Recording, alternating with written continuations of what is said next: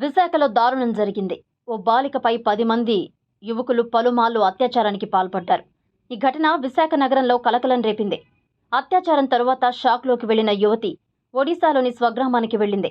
ఆమె కనిపించడం లేదంటూ బాలిక తల్లిదండ్రులు పోలీసులకు ఫిర్యాదు చేయగా మిస్సింగ్ కేసుగా నమోదు చేశారు. ఆమె ఒడిశాలో ఉన్నట్లు గుర్తించి విశాఖకు తీసుకొచ్చి వివరాలు సేకరించారు. అత్యాచారానికి పాల్పడ్డ యువకుల్లో కొంతమందిని అదుపులోకి తీసుకొని విచారిస్తున్నారు. ఈ ఘటనకు సంబంధించి పోలీసులు తెలిపిన వివరాలు ఇలా ఉన్నాయి. ఒడిశాలోని కలహండి జిల్లా పనిముండ్ల గ్రామానికి చెందిన 44 ఏళ్ల వ్యక్తి విశాఖ నగరంలోని ఓ అపార్ట్మెంట్ వాచ్మెన్గా పనిచేస్తూ కుటుంబంతో సహా కంచరపాలెంలో నివాసం ఉంటున్నాడు. ఇతనికి 17 ఏళ్ల కుమార్తె పోర్ట్ క్వార్టర్స్ సమీపంలో ఓ నేవీ అధికారి ఇంట్లో సహాయకురాలుగా పనిచేస్తుంది.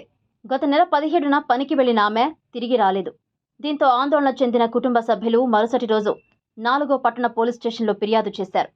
మిస్సింగ్ కేసుగా నమోదు చేసిన పోలీసులు విచారణ చేపట్టారు.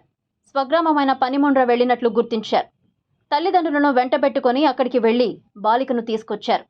అప్పటికి షాక్లో ఉన్న బాలిక ఎవరితోనూ మాట్లాడలేదు. కోలుకున్న తర్వాత తనపై జరిగిన అఘాయిత్యం గురించి శనివారం తల్లిదండ్రులకు తెలిపింది. వారు పోలీసులకు ఫిర్యాదు కూడా చేశారు. బాలిక వాంగ్మూలాన్ని పోలీసులు నమోదు చేశారు. ఆమె చెప్పిన వివరాల మేరకు 10 మంది యువకులు పలుమార్లు అనేక హోటళ్లలో అత్యాచారానికి పాల్పడ్డారు. బాధితురాలు కొన్నాళ్ల క్రితం స్థానిక యువకుడితో ప్రేమలో ఉందని, అతడి కోరిక మేరకు ఈ నెల 17న 4వ పట్టణ పిఎస్ దగ్గరలోని ఓ హోటల్కు వెళ్లినట్లు చెప్తున్నారు. అక్కడ వీరిద్దరూ శారీరకంగా కలిసిన తరువాత ఆ యువకుడు తన స్నేహితులకి ఫోన్ చేసిన విషయం చెప్పాడు. అతను కూడా హోటల్కు చేరుకొని బాలికను బెదిరించి అత్యాచారానికి పాల్పడ్డాడు. ప్రేమించిన యువకుడే అతని స్నేహితునితో అత్యాచారం చేయించడాన్ని తట్టుకోలేకపోయిన బాలిక తీవ్ర మనస్తాపానికి గురై బీచ్కు చేరుకొని విలపిస్తూ ఉండగా గుర్తించిన మరో వ్యక్తి ఫోటోగ్రాఫర్ అని చెప్తున్నారు. ఓదార్చినట్టు నటించి స్నేహితుల గదికి తీసుకువెళ్లాడు.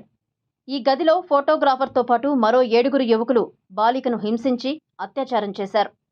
తరువాత నగర పరిధిలోని మరికొన్ని హోటళ్లు, లాడ్జీలకు తీసుకువెళ్లి పలుమార్లు అత్యాచారానికి పాల్పడ్డారు.